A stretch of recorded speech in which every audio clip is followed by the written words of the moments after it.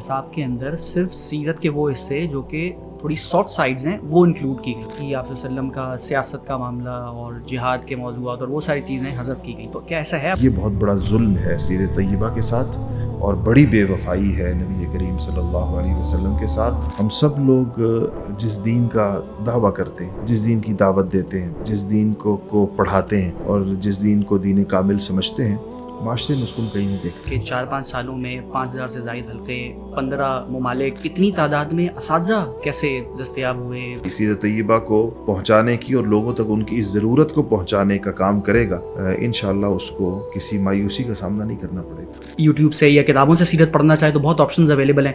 کیا چیز ممتاز بناتی ہے البرہان کے سیرت سرکلز پڑھانے والوں کو بھی اور پڑھنے والوں کو بھی؟ اسی طرح پاکستان سے باہر ہمارے بعض حلقوں میں، ہمارے یونیورسٹیوں میں جو ہمارے طلبہ حلقے لگا رہے ہیں، باہر کی دنیا میں، خاص طور پر یورپ کے بعض ملکوں میں، وہاں پر بھی غیر مسلم طلبہ کا سیرت کے حلقوں کے اندر جڑنا اور بہت غیر معمولی طور پر اس اثر کو لینا.